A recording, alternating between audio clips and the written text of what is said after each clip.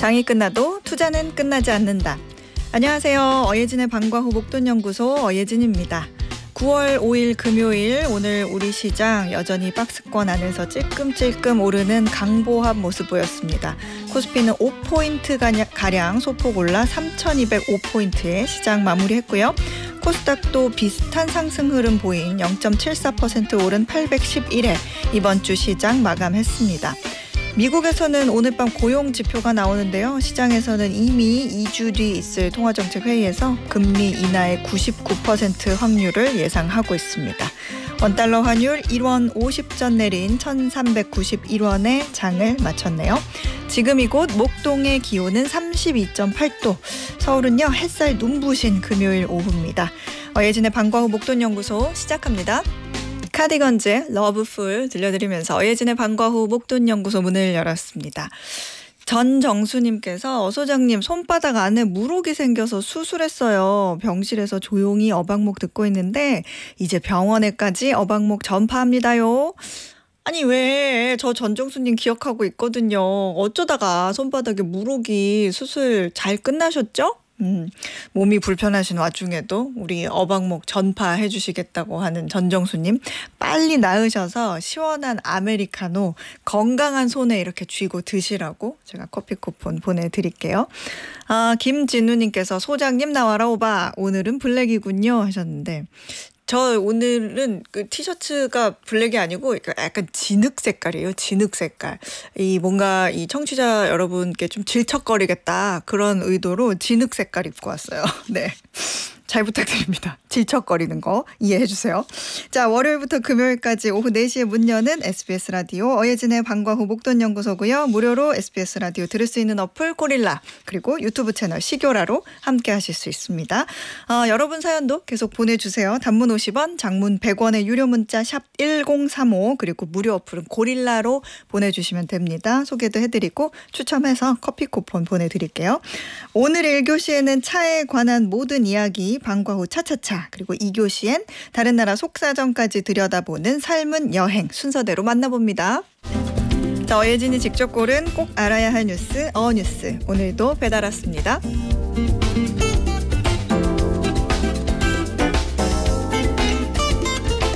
그럴 때 있죠. 어제 큰맘 먹고 기름 가득 채웠는데 다음날 그 주유소 기름값이 20원이나 내려가 있을 때 정말 가슴 쓰린 일인데요. 앞으로 주유소에서 다음날 휘발유와 경유가 얼마에 팔릴지 미리 공개하자는 정책이 나왔습니다. 이게 바로 정부가 이달부터 추진하는 내일의 가격 표시제라는 제도인데요.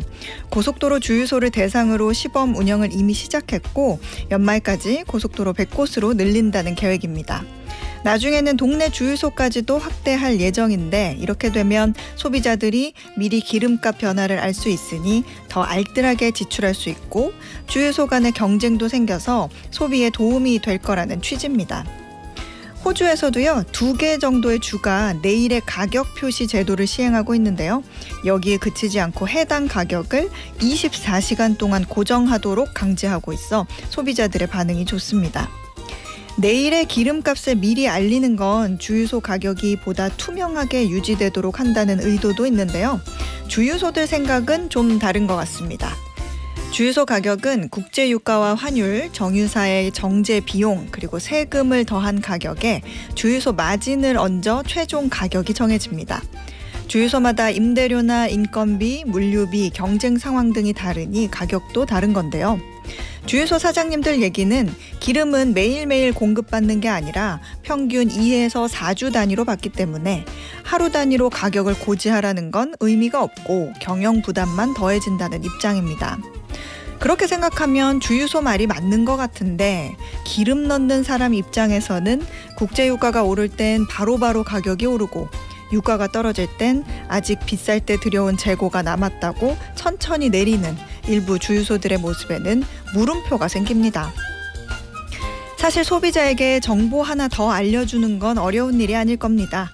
조금만 더 고민해보면 얼마든지 바꿀 수 있는 것들, 하면 더 좋아지는데도 지금까지 안 하고 있는 것들, 앞으로도 계속 시도되면 좋겠네요. 이상 어뉴스였습니다.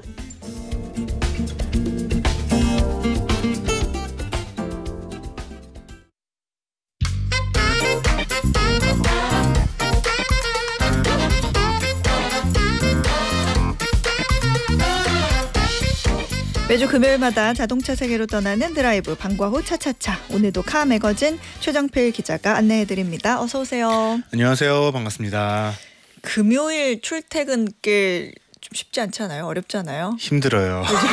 최 기자님이 요즘에 네. 자동차 기자인데 네. 자동차 기자임에도 불구하고 대중교통으로 이동한다. 네. 그런 소문이 있던데. 네, 요즘에 지하철 시승 많이 하고 있고요. 네. 네, 지하철도 시승이라고 하기는 좀 애매하긴 한데 그 가끔 보면은 그 안내판에 네. 시운전이라고 테스트 드라이브라고 나올 때가 있거든요. 그래요? 저 그거 타고 다니고 있어요 요즘에.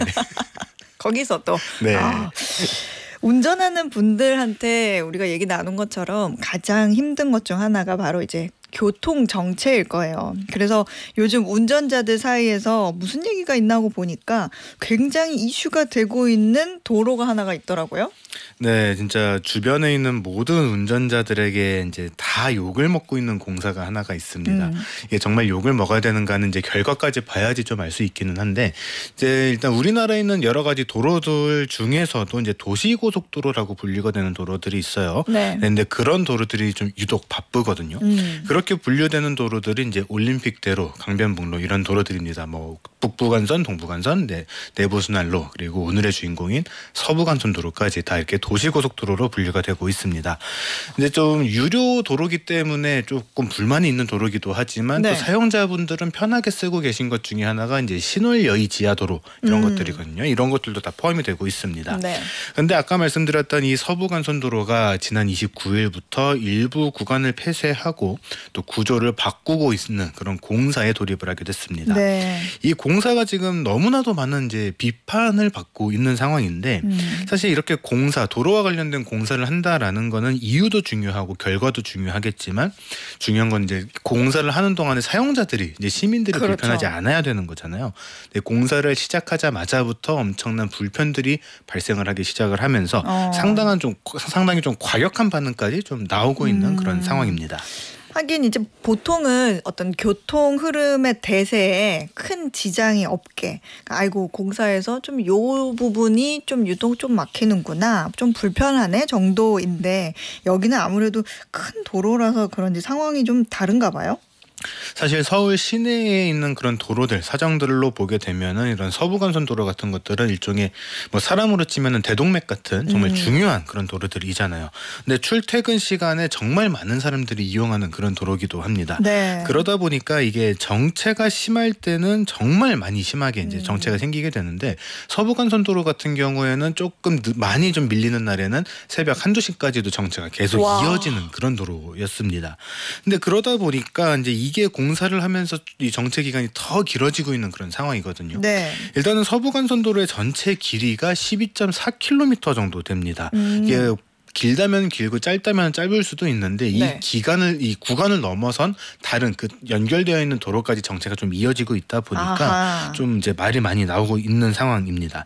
특히 이 서부간선도로 같은 경우에는요, 이제 금천구 시흥동에서 시작해서 영등포구 양평동에 성산대교 남단까지 이어지는 도로인데 네. 이게 강서구, 양천구, 영등포구, 금천구를 비롯해서 위쪽으로는 인천이랑 고양, 파주 그리고 동쪽으로는 동작, 관악구까지도 경기도 서쪽으로 가기 위해서는 반드시 지나가야 되는 도로다 보니까 그런 정체에 대한 반응들이 유독 좀 빠르게 나오고 있는 상황입니다. 그러게요. 여기 이제 지도 보면 이제 경기 시민분들이 뭐 가산 디지털 단지나 아니면 여의도로 출퇴근할 때 주로 이용하는 도로니까 교통량이 많을 수밖에 없잖아요. 그렇습니다. 이게 서울시 통계로 한번 살펴봤었는데 지난해 서부간선도로의 하루 평균 통행량을 보니까 오목교 지점을 기준으로 해서 10만 8,073대 이게 하루 통행량이거든요. 네. 하루 이만큼씩 운행을 한다라고 이야기를 하고 2023년에도 10만 4,339대가 통과를 하는 등 매 10만 대에 가까운 그런 차들이 이용을 하고 있는 도로였습니다. 그러다 보니까 이제 시에서도 여기 좀 교통이 좀 많이 집중이 되는 것 같으니까 좀 분산을 할 필요가 있겠는데 하고서 추가적으로 만들었던 것 중에 하나가 아까 이야기했던 신월여의 지하차도의 이제 서부간선 도로 버전인 서부간선 지하차도를 추가적으로 만들어 놨었습니다. 네. 그러니까 우리가 보고 오고 있는 서부간선도로 지하로 이제 지나가게 되는 그런 복층 구조의 터널 도로가 추가적으로 생기게 된 건데 그럼에도 불구하고 여전히 높은 통행량이 이제 나오고 있는 상황인 거죠. 이 정도 통행량이면은 진짜 보수 공사만 해도 좀 굉장히 복잡해지겠네요. 이게 일반 도로로 바꾸고 녹지도 좀 만들자 하면서 시작한 공사죠? 이게 처음 말씀드렸던 것처럼 이게 서부간선도로는 도시고속도로라고 말씀을 드렸잖아요. 근데 사실 우리나라 도로법들을 살펴보게 되면은 이제 도시고속도로라는 게 따로 구분이 되어 있지는 않습니다. 네. 그냥 일반 도로냐 아니면은 고속도로냐 그런 식으로만 분리가 되어 있는데 다만 명칭처럼 이제 고속도로의 일종으로 분류가 되고 있는 그런 도로이기 때문에 그동안에는 신호등도 없었고 횡단보도도 없었고 진출입로만 있는 그런 도로로 운영이 되고 있었습니다. 근데 이 서부간선도로를 지금 하고 있는 이 공사 자체가 도시고속도로에서 일반 도로로 바꾸는 공사를 하겠다라고 해서 지금 이 공사를 진행을 하고 있는 거거든요. 그러다 보니까 이제 서부간선도로 자주 이용하신 분들은 아시겠지만 내 머리 위로 다리가 지나가는 그러니까 다리가 1층, 2층으로 나뉘어져 있는 그런 입체형의 교차로가 많이 있었는데 네. 이런 것들을 평면화를 해서 그러니까 신호등이 있는 십자형 교차로로 만드는 그런 공사를 지금 진행을 하려고 하는 겁니다. 그러니까 사실은 물론 언제나 도시 고속도로가 빠른 건 아니에요. 같은 방향으로 이렇게 간다고 해도 뭐 그 안쪽에 있는 일반 도로가 네. 더 빠를 때도 있죠. 뻥뻥 뚫릴 때도 있고 그런데 보통 이제 교통 흐름을 좀 개선해 보자라고 할 때는 우리가 뭐 잘 모르는 제가 그런 생각인지는 모르겠지만 고속도로에서 일반 도로로 바꾸는 게 아니라 고속도로에서 뭐 고속도로를 하나 더 추가하든지 아니면 다른 도로를 조금 더 고속도로화하든지 이런 네. 식으로 하는 거 아니에요? 그렇죠. 보통은 이제 평면화 이런 것들을 하게 되면 이제 신호라는 게 신호 시간이 좀 걸리게 되다 보니까 네. 전반적인 차량 운행 속도도 좀 떨어질 수밖에 없고 신호 대기 시간도 생기고 그렇게 될 수밖에 없죠. 근데 이번에 진행하는 이 공사의 정확한 명칭부터 우리가 좀 짚고 넘어가야 될 필요가 있는데 네. 서부간선도로 일반 도로화 및 친환경 공간 조성 공간이라고 하는 공사 명칭을 갖고 있습니다. 그러니까 지금 말씀드렸던 것처럼 서부간선도로를 일반 도로로 변경을 하면서 동시에 이 서부간선도로가 고속도로라고 아까 말씀을 드렸잖아요. 네. 고속도로는 보통 사람이 지나다닐 수가 없으니까 이 도로를 기준으로 해서 서쪽과 동쪽이 약간 좀 분리가 되어 있었습니다. 그러니까 일반 도로를 만들면서 이 양쪽의 연결을 조금 더 강화를 하고 그렇게 되면은 사람이 움직여야 되는 도로가 생겨야만 하니까 그 공간에다가 사람들이 좀 쉬면서 움직일 수 있는 그런 공원 같은 것들을 만들자라고 해서 여기다가 친환경 공간을 같이 만들자라는 의도로 만들기 시작을 한 거였습니다. 거기다가 또 최근에 자전거 이용하는 시민분들 많으시잖아요. 네. 그러니까 자전거 도로까지도 추가를 해서 이런 것들을 더 강화를 해보자라고 이제 시작이 된 그런 공사입니다. 서부간선도로 자주 이용하셨던 분들이라면 익숙하실 텐데 지금 네. 서부간선도로에 들어가 보시게 되면은 중앙 분리대가 좀 높게 올라와 있고요. 차선 양쪽 끝에 조금 둔덕 같은 것들이 마련이 되어 있습니다. 이런 것들을 다 합쳐서 전체 도로폭이 약 21.4m 정도 됐었는데 중앙 분리대도 없애고요. 양쪽에 있는 둔덕들도 조금 정리를 하고 그렇게 해서 도로의 전체 폭은 14.5m로 줄일 예정입니다. 차선 자체를 줄이는 건 아닌데 이 도로폭 자체를 줄이게 되면서 양쪽에 더 늘어나게 되는 공간들을 이런 공원 아니면 인도 자전거 도로 이런 것들로 바꾸겠다라는 그런 계획을 갖고 있는 겁니다. 네. 서부간선도로의 상당 구간들이 사실은 안양천하고 평행하게 이어져 있거든요. 네. 그러다 보니까 아까 말씀드렸던 것처럼 서쪽 동쪽이 분리되어 있는 이유 중에 하나. 서쪽에서는 안양천으로 접근을 하기가 쉬운데 동쪽에서는 접근하기가 굉장히 어려웠습니다. 그러다 보니까 이런 안양천까지도 같이 활용을 할 수 있는 방안을 만들어보자라는 생각에서 이 공사를 지금 진행을 하고 있는 겁니다. 그러니까 비단 뭐 보행자 우선의 녹지만 만드는 게 아니라 도로 접근성을 조금 수월하게 해서 생활권도 좀 더 잘 연결을 해보자. 그런 걸 개선하겠다는 공사니까 뭐 좋은 의도로 시작하긴 했을 텐데 저는 공사하면서 이렇게까지 욕먹는 공사가 있을까 싶기도 해요. 0147님도 5톤 배송 기사님이신데 아침 4시 30분에 서부간선도로 이용하신대요. 근데 무지 스트레스 받는다고. 네. 근데 이게 보니까 민원이 거의 매일 평균 3건로 들어온대요. 그럼에도 불구하고 이 공사가 이렇게까지 비난을 받는 이유는 있을 거란 말이죠. 네. 뭔가 있으니까 이렇게 많을 거잖아요. 사실 이런 인프라 공사들은 이제 백년지대계라고 하죠. 네. 당장 공사를 시작을 하거나 아니면 공사하는 과정 중에서는 좀 안 좋은 이야기를 들을 수는 있어도 결과적으로는 더 좋은 결과가 나올 수 있다 그런다면은 이제 진행을 좀 할 필요가 있는 그런 공사의 영역이기도 합니다. 네, 서부 간선도로가 갖고 있는 특징이 좀 있다 보니까 이번 공사는 좀 유독 좀 많은 안 좋은 소리를 좀 듣고 있는 상황인 거죠. 어떤 특징이에요? 사실 서부 간선도로는 서울에 있는 모든 도시고속도로 중에서도 가장 느린 평균 이동 속도를 갖고 있는 그런 도로입니다. 사실 올림픽대로나 강변북로 아니면 동부간선도로 이런 도로들 같은 경우에는 좀 많이 막힌다 하는 출퇴근 시간을 고려하더라도 평균적인 이동 속도가 시속 50km 정도는 나오고 있어요. 반면에 서부간선도로는 이 공사가 시작되기 전에도 그 절반에 가까운 시속 30km 정도의 이 평균 이동 속도를 가지고 있었거든요.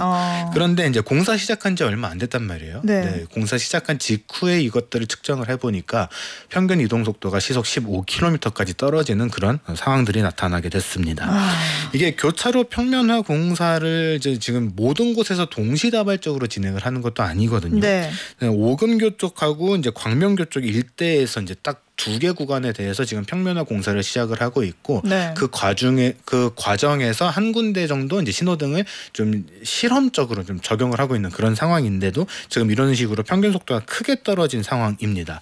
근데 평균 속도가 이렇게 떨어진다는 건 정체가 길어질 수밖에 없다라는 이야기가 되는 건데 네. 사실 서부간선도로하고 연결되어 있는 도로를 보면요. 북쪽으로 가게 되면은 바로 성산대교가 나오게 되고 그렇죠. 성산대교 위쪽으로 가게 되면은 이제 모래내 도로라고 해서 네네. 거기도 항상 이 정체 구간으로 좀 유명한 도로가 있거든요. 알죠. 거기까지 쭉 연결이 됩니다. 홍제천을 따라서 있는 도로인데 그 위쪽까지 쭉 정체가 이어져 버리게 되니까 사실상 서울의 서쪽은 다 정체로 막히기 시작을 한다라는 이야기가 나오고 있는 상황입니다. 시속 평균적으로 15km로 떨어지는 거면 그냥 걸어가는 거랑 똑같지 않을까 싶은데 빠르게 걷는 거 이렇게 정체 구간이 길어진다는 거는 그만큼 이제 우회 도로를 거치는 사람들이 네. 많아진다는 그런 얘기인데 이거 여파가 좀 클 것 같은데요. 그렇죠. 사실은 이게 위쪽으로 이렇게 정체가 늘어나게 되는 것도 문제이기는 하지만 사실은 네. 아래쪽 지역도 좀 문제가 많이 있거든요. 아까 우리 0147님 5톤 트럭 배송을 하신다고 말씀을 하셨는데 아까 이야기했던 그 신월 지하차도 같은 도로, 그 서부간선 지하도로 같은 경우에도 네. 신월 여의차도처럼 이제 3m 이상의 차들은 못 들어갑니다. 그러니까 소형차 전용의 이 터널이거든요. 네. 그러다 보니까 문제가 뭐냐면 사실 이 터널이 만들어지게 된 배경 자체가 소형차들, 일반 승용차들은 밑에 쪽으로 좀 나눠서 갈 수 있도록 하고 화물차들이 위쪽으로 쌩쌩 달릴 수 있게 해주자라는 거였어요. 네. 근데 이런 식으로 일반 도로화로 바꿔버리게 되면은 이런 대형 배송차 같은 경우에는 지하를 못 들어가니까 결국에는 일반 도로를 이용을 해서 이동을 할 수밖에 없거든요. 그러다 보니까 결국에는 이동 속도가 느려지게 됩니다. 그러면은 사실 이 서부간선도로의 아래쪽으로 쭉 가게 되면은요 서해안 고속도로하고 연결이 되거든요. 네. 그러다 보니까 서쪽으로 가는 모든 물류의 속도가 느려지는 그런 상황들이 발생을 할 수밖에 없는 겁니다. 그러니까 어떻게 보면은 이 물류의 측면에서 봤을 때도 공사가 끝나서 효과가 확실하게 나오기 전까지는 물류 속도가 계속해서 느려질 수밖에 없다 보니까 아하. 여러 측면에서 굉장히 많은 비난을 받고 있는 거죠. 그렇지 않아도 저 공사 시작 전에 금요일에 그러니까 평균 시속 30km일 때 금요일에 이 서부간선 도로를 타고 판교까지 간 적이 있어요. 네. 정말 눈물이 나오더라고요. 정말 도착해서는 무릎이 삭신이 쑤실 정도로 네. 정말 오래 걸렸거든요. 아, 이게 연말인가? 평소에도 이런가? 이런 걱정이 될 정도로 공사 기간도 이게 짧지가 않은 것 같은데 걱정이에요. 사실 말씀하신 것처럼 이게 공사가 시작되기 전에도 정체가 한번 시작됐다 하면은 정말 힘들었거든요. 네. 근데 이제 막 공사를 시작한 상황인데도 이렇게 좀 힘든 상황들이 더 강화가 된 상황인데 문제는 공사를 처음부터 끝까지 한 번에 다 들어간 게 아니라는 겁니다. 그러니까 지금은 일부 구간 거의 시작 지점에 가까운 일부 구간에 대해서만 공사를 하고 있는데 네. 이게 끝나면 그 다음 구간을 또 공사를 진행을 할 거거든요. 결국에는 전체 구간에 대한 공사가 끝날 때까지 이런 정체 상황들이 계속해서 반복될 거고 결국에는 그런 정체들이 오랫동안 지속이 될 수밖에 없다라는 이야기입니다. 근데 그렇다고 해서 이 공사가 갑자기 결정돼서 진행이 됐냐? 또 그거는 아니거든요. 이게 지난 2013년에 타당성 조사를 진행을 했었고 네. 2016 2016년부터 설계가 시작이 됐었던 그런 공사입니다. 당시에도 이제 서부간선도로에 대한 정체는 굉장히 악명이 높은 그런 상황이었고 그럼에도 불구하고 이제 공사가 시작이 됐는데 일단은 지금 공사가 들어간 구간에 대해서는 내년 3월까지는 공사가 완료가 될 예정입니다. 아까 말씀드린 것처럼 공사가 계속해서 구간을 옮겨가면서 진행이 될 예정이기 때문에 시간 자체는 훨씬 더 많이 소요가 될 수도 있는 그런 상황인 거죠. 결국에는 이제 마지막에 공사가 다 끝났을 때 시민들이 느끼기에 그래도 하기를 잘했다라는 이 평가를 받는 게 사실은 가장 중요한데 이게 얼마나 걸릴지 모르는 상황에서 그런 평가를 언제 받을 수 있을지가 좀 관건이 될 것 같습니다. 어쨌든 시작을 했으니까 빨리 마무리가 잘 됐으면 좋겠네요. 지금까지 카멜거진 최정필 기자였습니다. 고맙습니다. 네, 고맙습니다. 네, 저희는 소녀시대 G 듣고 1교시 마무리하겠습니다. 매주 월요일부터 금요일 오후 4시부터 5시까지 경제에 관한 모든 것을 충전하는 시간 SBS 라디오 어예진의 방과 후 목돈연구소와 함께하고 계십니다. 우리 앞 시간에 서부간선도로 얘기했는데 공사에서 너무 막힌다고 김정기님께서 이제 새벽부터 해 뜰 때까지 서부간선에서 뻥튀기를 팔 수 있겠네요 라고 하셨는데 또 이렇게 해학적으로 해석을 해주시면서 웃음을 주시는 김정기님 감사합니다. 우현정님께서는요. 유튜브로 듣다가 본방으로 듣고 싶어 검색해서 들어왔어요. 어머나 세상에 반갑습니다. 어소장님 하셨는데 저도 너무 반갑습니다. 우현정님 앞으로 본방으로도 자주 뵐게요. 정계원님께서 어소장님 못하는 게 없으시네요. 댄스까지 하셨는데 제가 중간에 소녀시대 지 나갈 때 조금 따라 췄거든요. 근데 이거 예전에 노래방에 가면 항상 열심히 췄어요. 열심히. 다들 근데 뭐 좀 이 정도는 할 수 있지 않나요? 네. 네. 자, 오늘의 퀴즈 풀고 2교시로 넘어가 보겠습니다. 오징어 게임을 제치고 넷플릭스 전체 누적 조회수 1위에 등극한 K-팝 데몬 헌터스 덕분에 경상북도 김천시가 바빠졌다고 합니다. 지난해부터 열리고 있는 김천시 축제의 테마가 이 캐대헌에 등장해 인기를 얻은 이 음식이기 때문인데요. 작년에도 축제가 대성공을 거뒀는데 올해는 캐대헌의 인기가 더해져 더 많은 관광객들이 김천시 축제를 찾을 것으로 기대를 모으고 있습니다. 자, 여기서 퀴즈입니다. 밥 위에 계란, 오이, 당근, 단무지, 시금치, 햄 등을 올리고 김으로 돌돌 말아서 자른 한국인이 사랑하는 대표 음식이자 캐대헌을 통해 이제는 전 세계인의 사랑을 받게 된 음식으로 다음 달 열리는 김천시 축제의 테마이기도 한 이 음식은 무엇일까요? 보기 있습니다. 1번 탕수육, 2번 김밥, 3번 피자. 정답 아시는 분들은 단문 50원, 장문 100원의 유료 문자 샵 1035나 무료 어플 고릴라로 보내주세요. 당첨되신 분들 중에 추첨해서 편의점 상품권 보내드리겠습니다.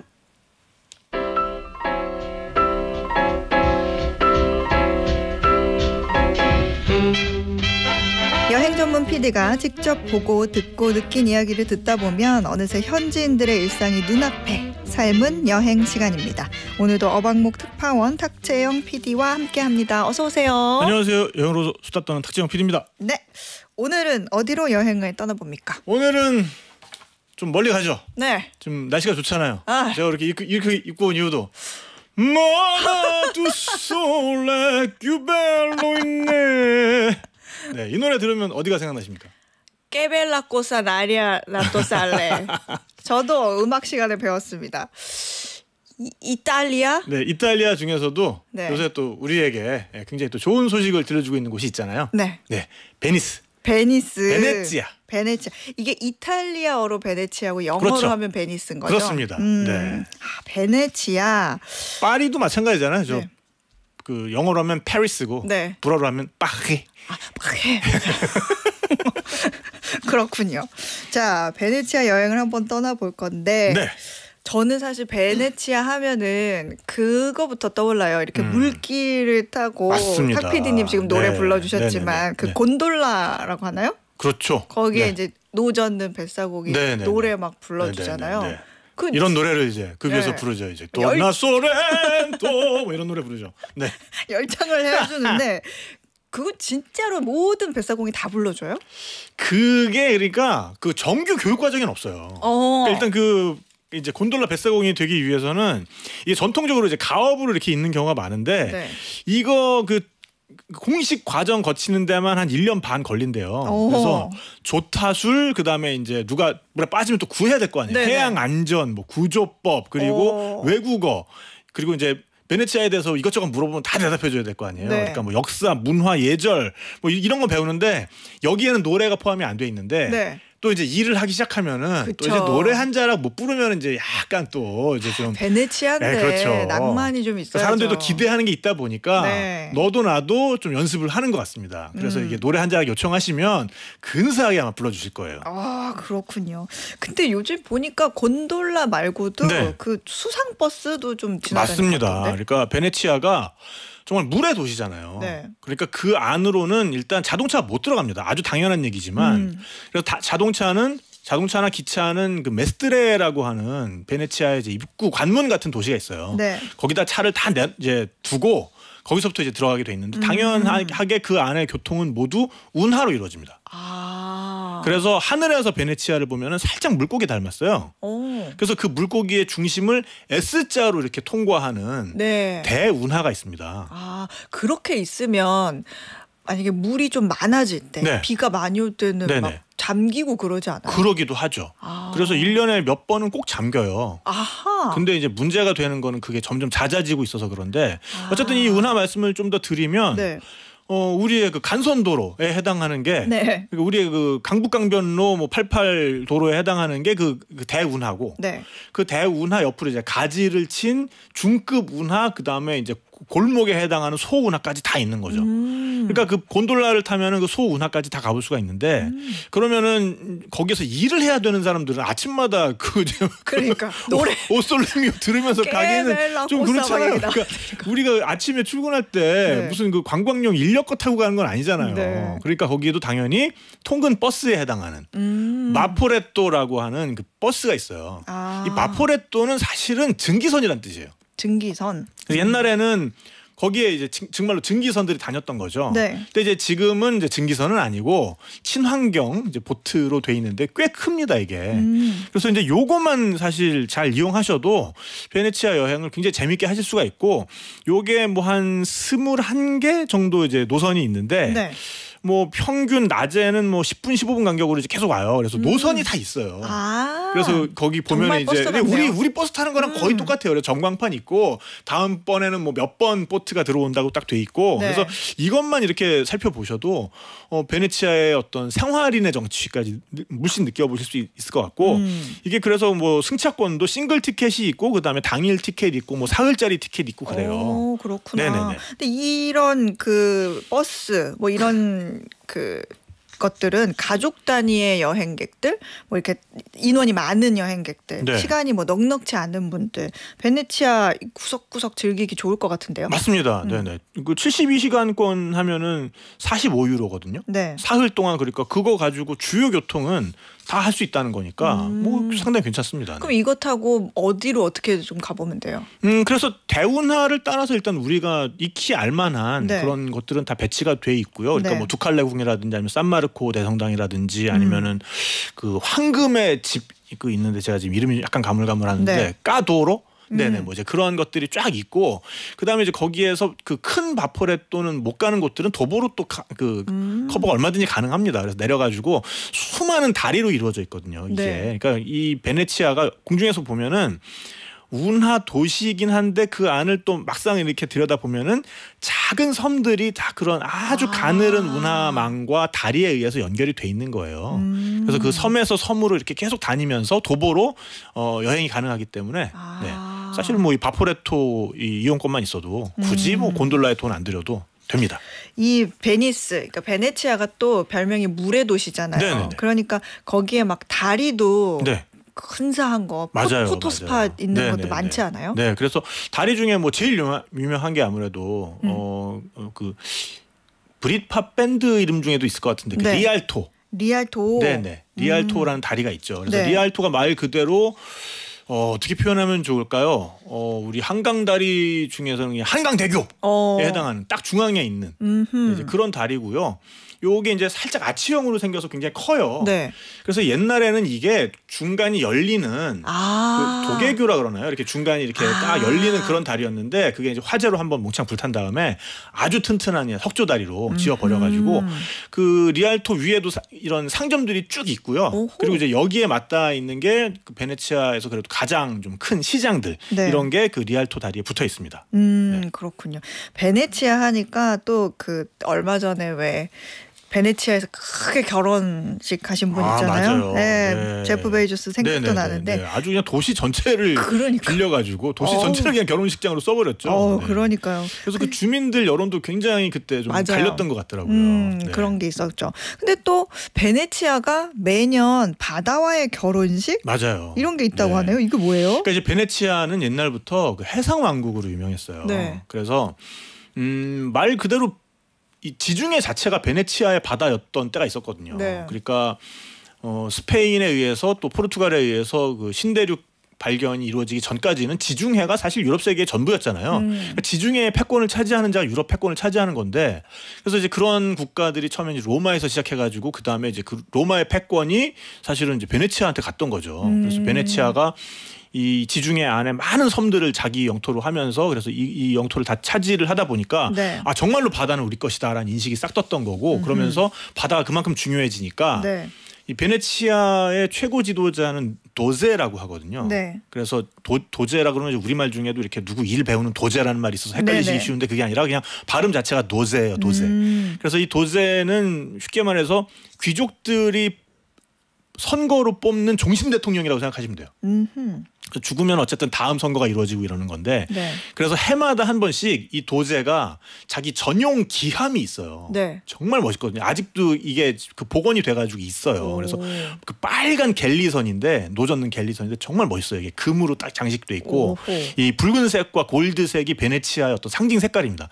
이걸 타고 좀 먼 바다로 나가요.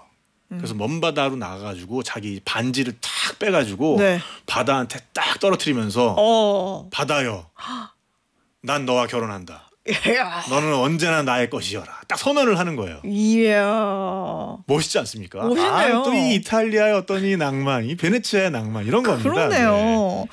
야, 저는 사실 그 이탈리아 너무 가보고 싶고 네네. 베네치아도 굉장히 가보고 싶은데 네네. 베네치아가 이제 뭔가 물의 도시고 그렇죠. 뭐 그래봐야 새가 있어봐야 뭐 한 갈매기 정도가 조금 있겠지 네네네. 했는데 네. 아는 지인이 예진아 거기 네가 별로 안 좋아하는 비둘기가 굉장히 많아서 네. 안 좋아할 거야. 그래서 포기했거든요. 이 비둘기가 가장 많이 서식하는 곳이 산마르코 대성당인데요. 정말이에요. 이 산마르코 대성당은 또 많은 그 유럽의 문인들에 의해서 네. 어떤 유럽의 가장 아름다운 응접실이다. 이 광장 자체가 네. 아름다운 응접실이다. 이런 평을 들을 정도로 아름다운 곳인데 네. 바닥에 회색 카페트가 하나 깔려 있죠. 그게 모두 비둘기입니다. 그래서 그 정도라고요? 비둘기 밀도를 상상하셨을 때 네. 어떤 이렇게 비둘기가 푸드득 날아오르면 그 밀도가 딱 생각이 나잖아요. 네네네. 그걸 곱하기 5를 하세요.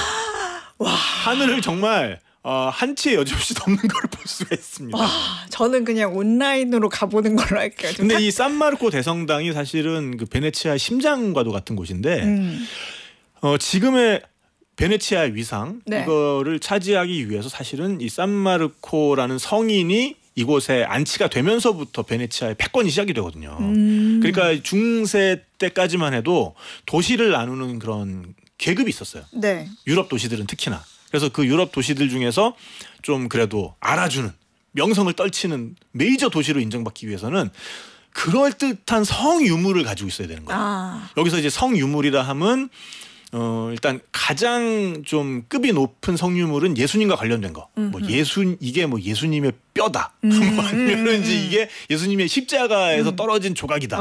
나중에 그 나무 조각을 합쳐 보니까 십자가를 한 100개는 만들고도 남았더라는 그런 얘기도 있는데, 아니면 이제 그 제자들의 무슨 유해 일부 뭐 이런 거거든요. 그런 거. 근데 이제 이 성 마르코라는 게 산 마르코가 이제 성 마르코잖아요. 네. 이게 그 마테마가 누가 요한할 때 마가예요. 복음서를 집필한. 그래서 네. 이분이 그 선교 활동을 하시다가 알렉산드리아에서 돌아가시거든요. 그래서 알렉산드리아의 대성당에 이분의 유해가 안치돼 있다가 823년인가에 여기에 큰 폭동이 납니다. 그러면서 이제 유대인과 기독교도들을 박해하는 폭동이 나는데 네. 그때 어떤 사람들이 베네치아 상인들이 이 유해를 이제 몰래 피신을 시킨 거예요. 그래서 그게 이 베네치아로 오게 되면서 우리도 이제 4대 복음서를 쓴 성인의 유해를 안치한 도시가 되었다. 그랬다. 이걸 아주 그냥 성대하게 의식을 치른 다음에 자신들의 아주 가장 좋은 장소에 위치한 가장 멋진 성당에다 이걸 안치를 하고 그때부터 이걸 산 마르코 성당이라고 부르게 되는 거고 그러면서 이 베네치아를 상징하는 어떤 심볼 이게 산마르코의 사자가 되는 거죠. 그래서 베네치아 옛날 깃발을 보면은 자줏빛 그런 바탕 위에 금실로 수놓아진 사자가 날개 달린 사자가 바로 산마르코의 상징이거든요. 멋있다. 그래서 발로 성경책을 탁 이렇게 쥐고 있어요. 정말 멋있죠. 네. 멋있네요. 또 베네치아 하면 또 이제 비둘기 때문에 가지도 못하면서 베네치아 네. 많이 알죠. 베네치아에서 또 생각나는 게 그 카니발이라고 하나요? 네네. 가면 쓰고 맞아요. 되게 멋있게 하는 거 있잖아요.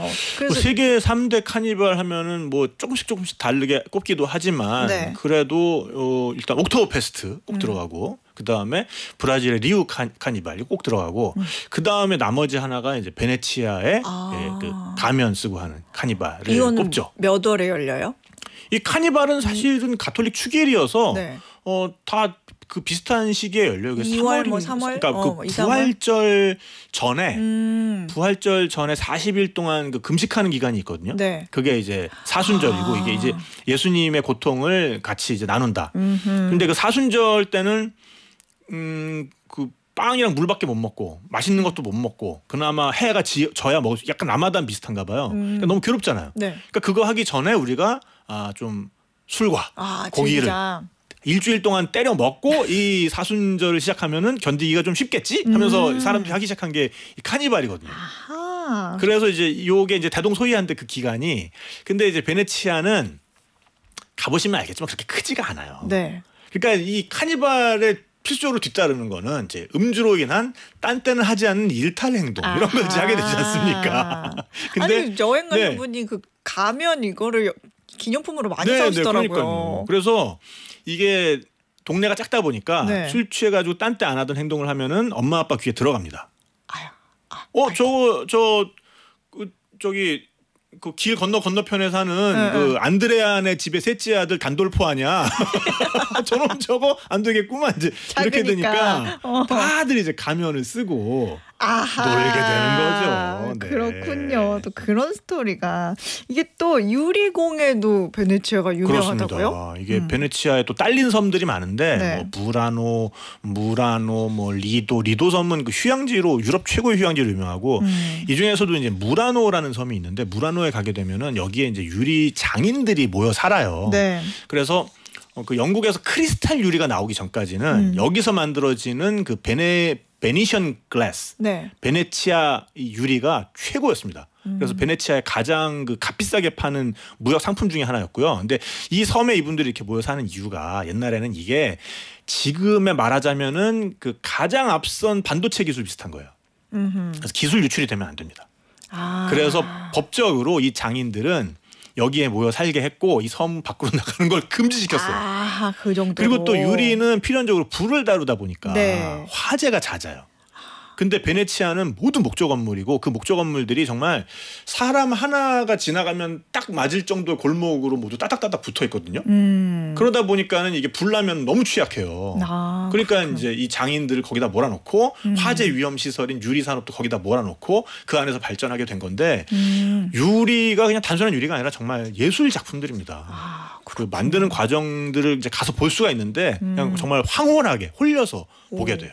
그렇군요. 네. 아니 아까 나무 건물 얘기하셨는데 네네. 그 베네치아가 나무 위에 세워진 도시다 이런 얘기도 들었거든요. 이거 그렇습니다. 가능한 거예요? 예, 그러니까 이게 뭐냐면은 원래 갯벌이었어요. 그래서 그 훈족들이 이제 쳐들어왔을 때 이제 그 동로마 쪽 이제 살던 사람들이 네. 여기 이제 원주민들이 이제 도망을 가다 보니까 이제 훈족들은 사실은 말 타고 다니잖아요. 그러니까 네. 말이 못 오는 곳으로 들어가려다 보니까 갯벌까지 도망친 거예요. 근데 갯벌은 너무 습하고 그 위에서 계속 살 수가 없잖아요. 그리고 막 춥고 막 젖고 병 생기고 이러니까 안 되겠다. 여기다가 땅을 만들자 해가지고 나무 말뚝을 박기 시작한 거예요.